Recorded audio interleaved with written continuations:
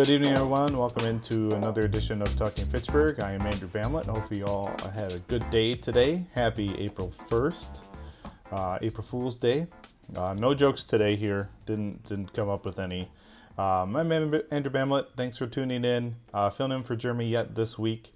And today we've got a good show for you. We got some sports to tell you about happening tonight on the Com channel. And then some other headlines as well, and some closures and some other events coming up. And then also we have, we'll sit down with a replay of the Fitchburg Police Department update that happened earlier this month with Chief Chad Brecklin. And then we'll have the Fitchburg construction update in the guest segment as well today. So we're going to get right into it, and we're going to start with an opening. And that is the Sunnyside Dog Park is now open for the season. We've had the rain come through and dry out, so it's now open. And if you didn't know what the Sunnyside Dog Park is or where it is, it's at the northeast corner of Irish Lane and Fish Hatchery Road. It offers hydration stations, waste bag stations, and a rain garden. This park is 5.3 acres and ADA accessible with trails. So come on down and have a good time with your four-legged friend here at Sunnyside Dog Park in Fitchburg. Like I mentioned, coming up tonight, we do have some Verona High School football action for you tonight on the Com channel. It's Middleton at Verona at 7 p.m. So tune in here live to watch that if you'd like. Of course, we'll be streaming through our Roku channel as well. And so you'll find it anywhere you find the normal Com channel that you can watch at your leisure tonight. Some good old high school football, good times. Also, we have a Super Bowl event coming up. This is the 25th annual Super Bowl with the Habitat for Humanity UW Campus Chapter and Little John's Kitchens have combined together to do this drive-through style Super Bowl event. This will be on Saturday, April 10th. Sadly, the local celebrities that you love won't be slinging soup this year, but please come out and support these two outstanding organizations at a socially distanced soup feast. Order today and come pick it up on April 10th. All orders must be placed by Friday, April 9th at midnight. You can go to Little John's Kitchen, littlejohnskitchens.org for all the information. They have how to order ahead of time on there and what kind of soups will be available during this event. So get on out there and help a good cause here with these two great organizations out there. Also, we have a Waterway Cleanup coming on the April 10th as well. So this will be from 9 to 11 on April 10th. And we'll be cleaning up at Duns Marsh, Quarry Hill, Swan Creek, and Yarmouth Greenway. We will be practicing social distancing, following Dane County Health's guidelines, and encouraging participants to wear a mask during the event. Thank you for all your interest in volunteering and keeping your waterways clean. If you would like to volunteer to lead a cleanup, please reach out to the city's environmental engineer, Claudia Guy, at claudia.guy@fitchburgwi.gov. She'd love to help you get that organized and organize another clean team for these waterways this year. So that'd be awesome. So come on out and join us for that one. Also, we have a 3-week closure on the Beltline starting. It started this week and it goes until April 19th. So the Todd Drive ramp to the eastbound Beltline and the eastbound Beltline ramp to southbound Fish Hatchery Road will be closed. So you'll have to find alternative routes. You can see on the map here where those are located. So you'll have to make sure you go alternate routes to if you normally use these locations. And so be ready for that. Again, that's going on now between April 19th. So that is already closed and happening. So again, be ready for those alternative routes. And last story we have is the Senior Center Pancake Breakfast. We have the date for that and a fundraiser. It's a little different this year. Now, this will be held on Sunday, April 25th from 7 a.m. to 8 p.m. This will be held all day at Hy-Vee Market Grill. This will not be at the Senior Center this year. Come on down and you can order food, pick it up, or dine in. And if you mention the Fitchburg Senior Center friends, and 10% of the profits will benefit the Fitchburg Senior Center. So that's why you come on down. You can have breakfast all day, and of course they have lunch and dinner available after 11 a.m. You can also search for their online menu, Hy-Vee Market Grill Fitchburg, and get know exactly what you want. Order it up, come get it, and some of your profits will go towards the Fitchburg Senior Center that day. So it's working a little different this year, but I'm glad they can have some sort of pancake breakfast event like they've had in the past. All right, that's going to do it for me. We're going to take a quick break. When we come back, we'll sit down with Chief Chad Brecklin with an update from the police department that was earlier this month, and then we'll have the construction update after that. You're watching Talking Fitchburg.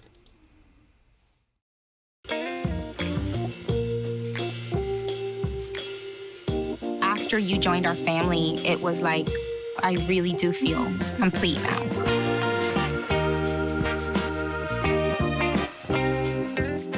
Hello, everybody. Welcome back into Talking Fitchburg. Joining me today from the Fitchburg Police Department, it's your Chief of Police, Chad Brecklin. Chad, welcome back to the show. How you doing? I'm good. How are you doing today, Jeremy? I am doing wonderful, and I'm ready to talk about some good things happening down at the police department as far as some closures on a couple of cases. First one we just got earlier this week, and it was an arrest made on a 2020 shots fired incident. If you could walk us through this incident that took place on Post Road back in October of 2020. Yeah, if I recall the details on this case correctly, there was obviously this shots fired incident during an evening hours. And, typically there's a fair amount of activity on the Post Road corridor there with people out and about. It was still obviously, warm enough where folks could have been out and about. And if, again, I recall all the details of the case, I think one or more apartments had bullets enter them or rounds enter their apartments as well. So clearly created a significant public safety concern and the potential for some really serious outcomes, detrimental outcomes to be in play there. So our team began investigating that case as we always do, collected the evidence at the scene, was able to continue to follow up on any investigatory leads that we had. And Detective Jordan Trundle was the lead detective on this case and just continued to follow the path of leads and was able to develop additional leads and ultimately able to evaluate all those leads and the available evidence and statements that he was able to obtain, which led to probable cause to arrest an individual. We ultimately served a warrant at the address that we thought he may be at, and unfortunately he was not present when we served a warrant for his arrest. And we turned our warrant request apprehension over to the U.S. Marshals Task Force, and they were able to locate him and take him into custody in suburban Chicago recently. So he has been or will soon be extradited back to Wisconsin to face some charges for his role in this case. And again, it's a testament to the work done by our department and Detective Trundle in particular, where, in times with these cases, there's not a lot of information or evidence to go on, and they just kind of hit a dead end and nothing happens because there's nothing to be able to do with this. But he was able to keep at it, was able to keep identifying some leads and new information that, was able allowed us to just continue working this case. And you can see now, about 6 months later, it's come to an arrest and somebody's going to be held accountable for endangering our community. Yeah, it definitely does. There's a lot of work behind the scenes, and I know it's not easy going through all those steps, and but nice to hear some follow up on that. So the process still continues. I think that maybe for somebody who doesn't know, so you still got to go, to the next phase of heading into court and that sort of thing. For anybody in general. So if you're working any case, we're going to talk about a different case here, but same thing. And once you do make the arrest and stuff, what happens in that time frame then from arrest, booked in Dane County Jail or wherever the case may be, and going through court? Yeah, it's a very good point, Jeremy, that just because an arrest is made does not cease our involvement in the process. And there is still oftentimes evidence to continue to examine and evaluate. There's still potentially additional witnesses or other follow-up statements to obtain from victims as well, or other acquaintances and associates of the people involved. And, there's also digital evidence that's oftentimes examined, maybe even additional search warrants and or subpoenas are executed. And then there's the preparation for the trial itself, oftentimes, which can take, maybe a day, and depending on the seriousness of the case, could take as much as maybe a week or more. And then, of course, the trial takes place, and depending on the nature of the incident, it could be multiple day trial as well. So definitely a lot of things that go into these investigations, and there's always plenty to do on the investigatory side, all the way through prosecution. No, I appreciate you explaining that. I think it's important to know that it's all, it's a process, and it just takes time. So speaking of taking time, in another case coming in early March here, an investigation leads and jury, this one now all the way through conviction, convicts a man of sex trafficking of minors, but started with a call right here in Fitchburg. Tell us a little bit about this case. Yeah, so this is a multi-year investigation led by Detective Jeff Wissink. And of course, our department was initially involved in this case where, we were informed that a teenage or minor female may be the victim of sex trafficking. Through investigatory work, Jeff and a team of investigators was ultimately able to make some significant inroads with several victims of sex trafficking to get statements from them, provide resources to them, and really help try to guide them to the best extent possible. And when I say guide, it's not the right term, but support them as this investigation went through. And it ultimately, there were many trips out of state. There were many meetings with victims, many opportunities for additional resources provided. And this multi-jurisdictional investigatory team was ultimately able to arrest an individual and seek charges on this person in federal court, and then work with the federal court to seek prosecution and a conviction. And this is an example of, again, a case where we're extremely dedicated to continuing to pursue an investigation in these cases. Sex trafficking is a problem in our community in the Madison metropolitan area and throughout the nation. Without a doubt, it is something that is really affecting some individuals, and people are being taken advantage of. And this is an incident where we were able to do our part to do what we can to ensure the safety of victims, and then also hold someone accountable in order to ideally prevent him from victimizing additional minors over time. So again, it's a testament to the hard work that Jeff and the rest of our team put in, and as well as other law enforcement agencies, and we were able to secure that federal conviction. Yeah, great work again by all parties, and I keep hearing you say multi-jurisdictional, teams coming together, and that's part of public safety through and through. Teaming up, working together, using the resources definitely plays a big role, Chad, in anything that you're doing. You're willing to bring in whoever you need to bring in to get the job done. Yeah, we definitely are. We've got really great relationships with our law enforcement partners in this area. And, with the mobility of society and technology and everything, this activity isn't just limited to Fitchburg.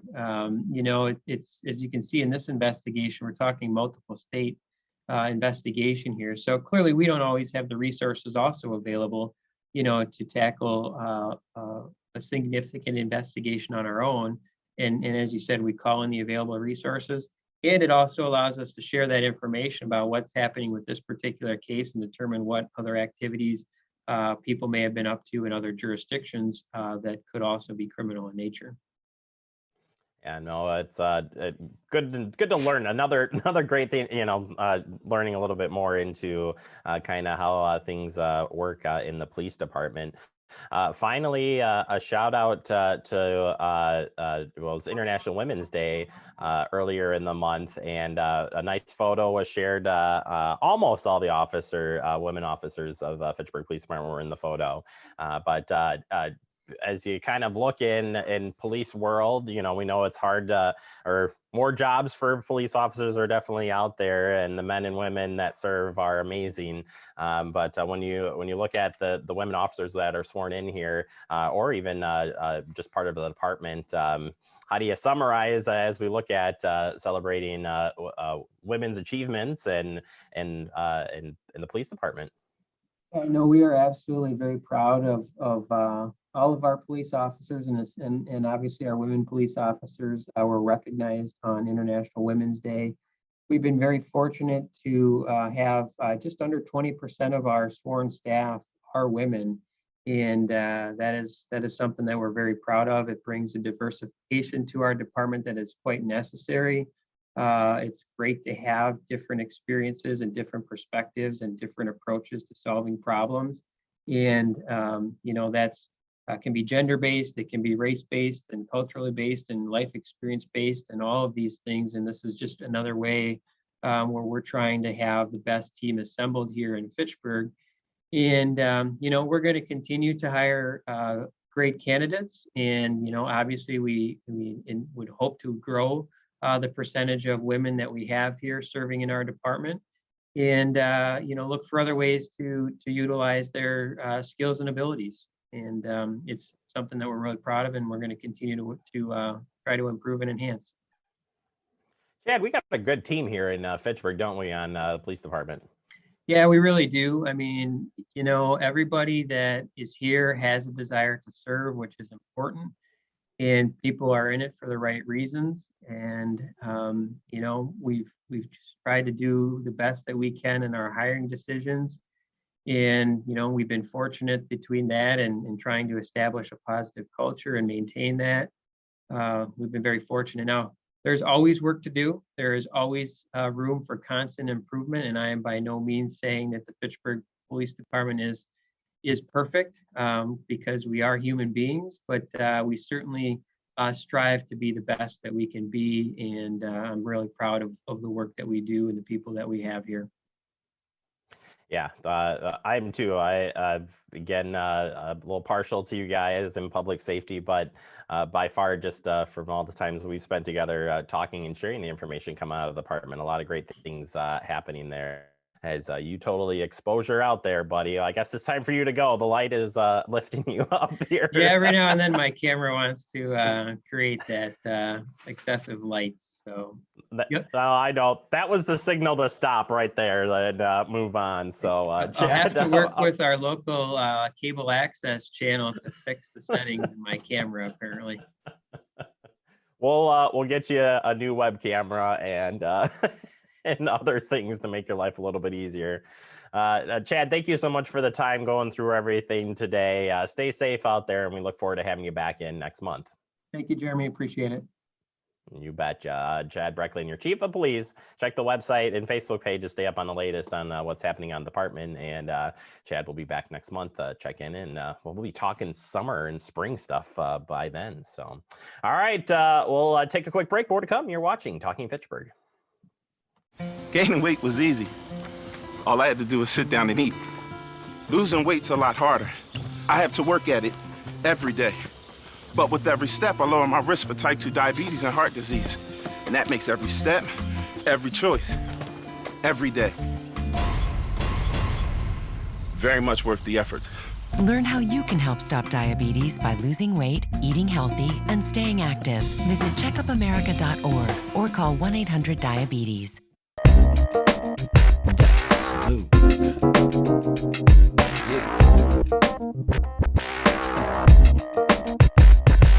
Welcome back into Talking Fitchburg. It is Thursday and now our designated construction updates day.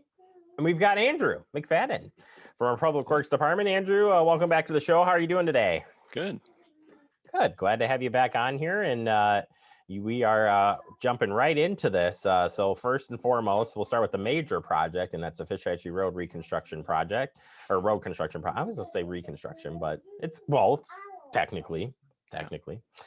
Anyway, let's jump into what do we have coming up here, or what did they complete this week first? How about that? A little bit of this past week, and then we can move forward. Yeah, so folks are out there. You probably saw, the outside lanes closed 9 to 3. We did a lot of the clearing, grubbing, getting the site prepared for kind of the future construction. We resolved some of the utility conflicts, kind of south of Traceway, and then doing some erosion control and patching up some riprap and backfill around the ped bridge abutments. But I think the biggest thing that you probably noticed was the new traffic signal up at Greenway. We taking down the temp signals there, and now it should be fully. There's a kind of a few push buttons that we have to kind of tweak a little bit, but by and large that signal's done. So feel free to let us know if there's issues or anything you see up there. And that's kind of, so that's kind of the last week. Perfect. So moving forward this week, then things moving right along. Yeah. So this week, it's switching over the Mckee intersection to temporary signals. So look ahead to that. And that just kind of preps the way for us to be able to clear out those old signals, and then we're going to complete the median setup kind of south of that for the traffic switch this week. And then next week, we're going to kind of finish that up, build a path to the pedestrian bridge, and then do some more utility relocations and a detention pond north of Caddis. Yeah, it's gonna. I've been over there a couple times this week at the Mckee intersection in Fish Hatchery Road, and watching them prepare to take down those lights and put up the new stuff. Look like a lot of work happening there. The traffic shift that you mentioned, when do we have that slated to occur potentially? Yeah, so that's probably going to happen right before or on 4/12, so April 12th. And so we're kind of finalizing exactly when that might come late in the week before that. But that's definitely when you should expect that. And I will also note, what we did up at Greenway, we'll be doing that at Post and a few other signals. So, the closures might not look exactly the same, but we're going to be kind of switching over some of those temp signals to full permanent signals on the North Avenue the corridor. As they're removing all the old pavement and stuff, when they do that traffic shift, for people not familiar with the construction process, what are they doing? So as they reconstruct why the traffic is switched over, walk us through that process. Yeah, I mean, so what you'll probably see is, drop my mouse. Don't worry about that. That happens. Live TV. What you'll probably see is, cutting in the median, kind of prepping that space in order to kind of make that transition safe. And then, I mean, really, that'll just be, I mean, you won't be driving on it, but kind of over the next 2 weeks, you'll see kind of what that's going to look like ahead of the main switchover. So hopefully that awesome. helps. As far as traffic alerts, daily closures and stuff, that also will be continuing on as prep work continues. That's right. Yep, those outside lane closures, and then occasionally we'll have some message boards up there when we do those permanent signal switchovers. Just expect minimal delays on one day while we get those big poles up. And safety-wise, Andrew, always the top concern, no matter what project is going on. For drivers coming through the area, what would be the message that you would tell them for safety? Yeah, please slow down, especially when crews are out there. Folks, we're going to be kind of moving things around a lot. And so, as we do that, just if you can stay slow and kind of check out what the temporary messenger boards and traffic control say. I mean, it's going to change a lot. So just make sure that you're kind of aware. It's not going to look the same every time you go through there. Absolutely. All right. Any other comments on the Fish Hatchery Road construction project? No. We're going to get you fired up here with our next project, East Sherrill Parkway. Tell us what's coming up on that corridor. Yeah, so again, starting about April 12th, we're looking to put in some bump outs there at Woods Hollow in East Sherrill. And we're kind of going to be starting with some of the intersection work, putting bump outs in, kind of reconstructing some of the sidewalks there, similar to what we did last year. And then we'll be doing a mill and overlay kind of on the rest of East Sherrill there, then following up. So most of that work's going to be done in April. And I can follow up next week on kind of what our full construction schedule is going to be looking like there. Why the bump outs? So why are we going to bump outs in this area? Yeah, so similar to what we did in the past, it just kind of shortens that crossing for pedestrians, makes it a little bit more comfortable to get across there. And we're working with RTD on kind of, Old Habits. We're working Metro on kind of where those bus stops are and kind of temporary, and there are adjacent bus stops to that. So we want to make sure that folks can, again, that area is kind of changing. So we're just kind of improving it, making sure that people can be comfortable across the street there. Will we have any actual closures then of the road as that project goes on, or is it just kind of barrels go up, maybe some one-way, whatever the case may be? Tell us about that. Yeah, so we will have some closures, certainly of Woods Hollow. Those will be redirected to a detour. And we are kind of coordinating this with the Fish Hatchery Road closures further north. But we're not expecting closures of East Sherrill for really that much. It would just be one, I believe, weekend closure as we repave, mainly just to get that kind of out of the way. And I can definitely follow up next week with exactly when that would be. Oh, don't worry about it. More or less, we get the info out and make sure people understand what's coming up. And, you get every week. I mean, we're going to spend so much time together, Andrew. You're going to be a pro by the end of the season. I'm telling you, you'll even take over my job. You didn't know that, but that is going to happen. So what do you think about that? Yeah. I mean, I'm happy to keep doing this. It's just note, folks, he did say he's happy to keep doing this, but no, he doesn't want my job, which is okay because I'm no engineer by any means. So, Andrew, thank you so much for your time. I appreciate it. For people who want to learn more about these projects, where can they find them online? Yeah, so both projects certainly have project web pages, and so we'll be getting up kind of, we have the weekly updates with a lot of the same information I'm giving you, just kind of in text. So if you like it better that way for Fish Hatchery Road, feel free to check that out. We are pushing that out now in kind of the weekly Notify Me's. And then we'll get a little bit more details on the project for East Sherrill coming up here in the next probably week and a half. So. All right. Well, Andrew, thank you so much for your time. I know you're a busy man, so we appreciate it. And we'll check back with you next Thursday. Awesome. Thanks, Jeremy. You bet. Andrew McFadden from our Public Works Department, doing some great work out there. And I promise I won't heckle you every time that you're on the show, all the time. All right. We'll take a quick break. More to come. You're watching Talking Fitchburg.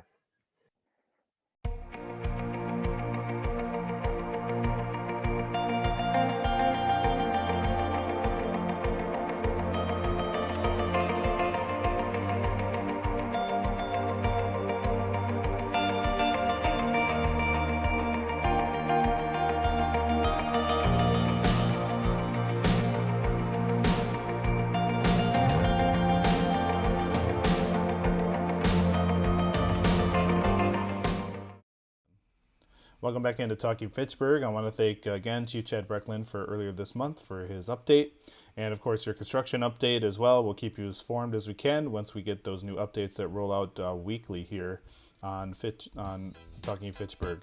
Also, we just want to say coming up tomorrow we will talk with have the Quarry Ridge mountain bike team talk about that and the safety signs that have been implemented out there. So stay tuned for that. And of course, stay connected, watch Fact TV everywhere, and have a wonderful night, everyone. Enjoy that football.